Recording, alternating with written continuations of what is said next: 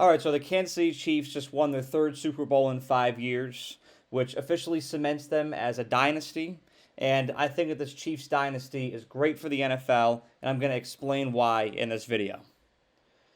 So I'm going to say something here that's going to piss a lot of people off. And I know it's going to piss a lot of people off, but I'm going to say it anyways. Dynasties are great for sports. I'll give y'all a second to let that sink in, let your rage out, whatever you need to do. But dynasties are great for sports. And I know it sounds counterintuitive. You'd think, well, if you have a dynasty, it means that you're going to be getting the same team in the championship every year. You're watching the same team do the same thing every year. And that just gets boring. We want to see different teams in the Super Bowl, different teams in the Big Dance, different teams in the World Series. And I get that. Don't get me wrong. From the standpoint of an entertainment product, I get that. But there's a saying that iron sharpens iron. And it applies to the situation here. The Kansas City Chiefs are like the iron. And the other teams in the NFL are the iron that the Kansas City Chiefs are sharpening. When you have a dynasty, every other team in the respective league is chasing that dynasty. You have the Kansas City Chiefs. Everybody is chasing the Chiefs right now. What do you have to do to chase the Chiefs, to catch up to them, to win your Super Bowl? You have to get better. You have to improve. You have to improve your roster. You have to improve your culture. You have to improve every aspect of your organization to catch up to a team as dominant as the Kansas City Chiefs. And that in itself improves the quality of the game because you have a team like the Chiefs that's consistently going to the Super Bowl and winning. Other teams have no choice but to get better. They're coerced to get better. So as a result, you're going to get better products on the field. Iron sharpens iron. The Chiefs are an example of that, and that's why a dynasty like the Chiefs are great for the NFL. You saw it with the Patriots. Teams in the AFC and the NFC had no choice but to get better. If they wanted their chance to get a ring, if they wanted a chance to beat the Patriots, they had to get better. They had to do what needed to be done, get better at all costs. You saw the Ravens do it. You saw the Steelers do it. You saw the Colts do it. You saw the Broncos do it. They had to do it to catch up to the Patriots. And you're going to see it now with the Bills, your Bengals, your Ravens, your Chargers. The efforts are going to get more and more intense to catch up to the Chiefs every year. And that makes the league better. That makes the product on the field better. That's what we watch football for on Sundays and Mondays and Thursdays, is that product on the field. Second of all, and this is where the counterintuitive part comes in, people are going to watch games that the Chiefs are in just because there's a chance that they may lose. People hate the Chiefs. And you got to accept it. If you're not a Chiefs fan, there's a very considerable chance that you hate the Chiefs. And you're going to watch their games just in case they may lose. Dallas Cowboy fans, Minnesota Viking fans at this point will take great pleasure in watching the Chiefs lose to the Bills or lose to the Bengals. Just because it's the Chiefs losing. And that's just what happens over time. Whether it's because of jealousy, whether it's because of fatigue, whether it's because you just want to see somebody else take the reins. After a while, you get a team win their third Super Bowl in 5 years. Everybody that's not a fan of them wants to see them fall. So they're going to tune in to every one of their games to watch them potentially fall. This is great for the NFL because viewership is going to go up. There's that suspense. When is this Chiefs dynasty going to fall? You heard it with Alabama for years. When is this dynasty going to fall? How long is this going to go on for with Nick Saban? It's going to transform into the same thing here, but that's great for the NFL. And I don't think that the Chiefs are going anywhere. That's the thing. I don't think they're going anywhere. Because as long as you have somebody like Patrick Mahomes, the Chiefs have bargaining power. Yes, I know that there's concern about Travis Kelce retiring in a few years. That's a very realistic possibility. Andy Reid's, he's not getting any younger. He's going to retire here probably in the near future as well. He only has so many years left. And so people will naturally come to think, oh, what's going to happen to this Chiefs dynasty when both those guys leave? Is it just going to fold? Is it just going to collapse? Well, when you have somebody like Patrick Mahomes, you have bargaining power.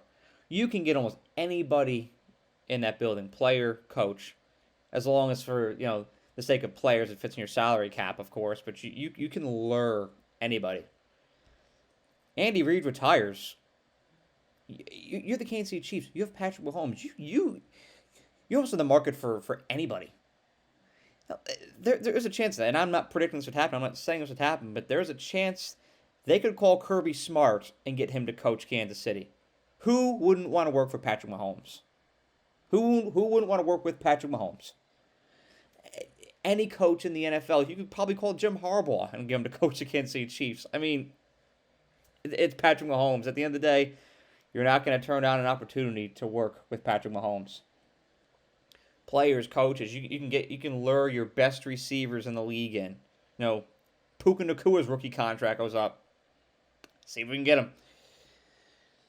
Just saying, the Patriots lured in Randy Moss. They would not have done that without Tom Brady. So this is not going anywhere. This is a sustainable product here. The NFL now has a flagship product with the Chiefs. Any great company, any great organization has a flagship product. McDonald's has the Big Mac. Ford has the F-150. Apple has the iPhone. The NFL has the Chiefs. And that builds the NFL's brand recognizability. Because you have a team as successful as the Chiefs, you're going to hear about that worldwide.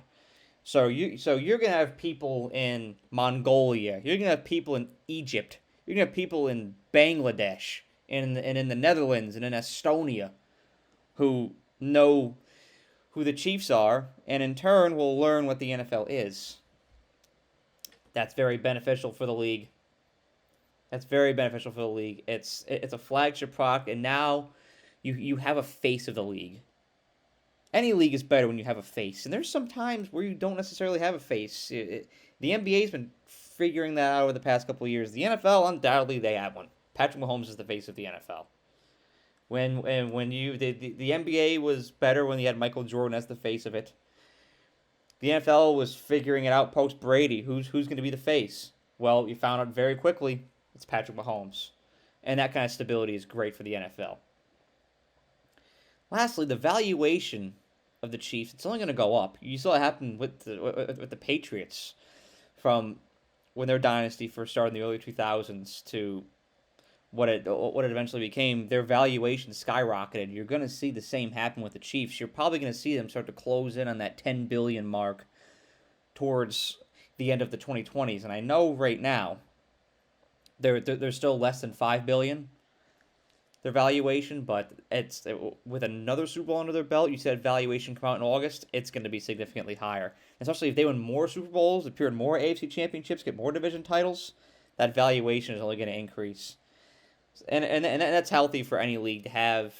If you can have three organizations pushing $10 billion with their valuation,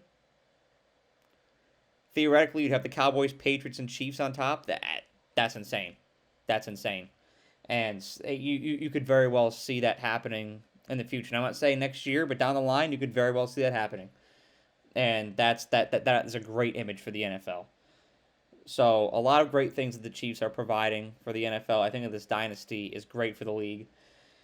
And I'm going to end by saying that just because the Chiefs are a dynasty now, there's going to be expectations. I'm not at all saying that they're going to win the Super Bowl again next year or the year after. The Patriots had a 10-year drought where they didn't win a Super Bowl. There's different eras of dynasties. This may have ended this Chiefs era of the dynasty. But another one may open up in a couple of years, or they may win it again next year. All I know is that right now, there is a Chiefs dynasty, and it's going to enrich the NFL in a lot of ways. I'm a big football fan, and I know pretty much everybody that's watching this video is a big football fan because you watch 9.5 minutes of somebody talking about football. So, since we're all football fans here, we can appreciate a better NFL. We can appreciate a league whose quality is only going to go up because competition is going to increase, because more money is going to be made, more eyeballs are going to be on the sport. That's great for the league, and in turn, that's great for us. So I appreciate what's going on with the Chiefs dynasty right now. Don't hate, but appreciate greatness. Have a great day. Thank you so much for watching this video. I really appreciate you and the time that you took out of your day to watch the video. And if you enjoyed it, please be sure to like the video and share it, as well as subscribe to The Era. The more likes and subscribers I get on this channel, the more resources I can attain, and the more resources I can attain, the more value I can provide to you, the viewer.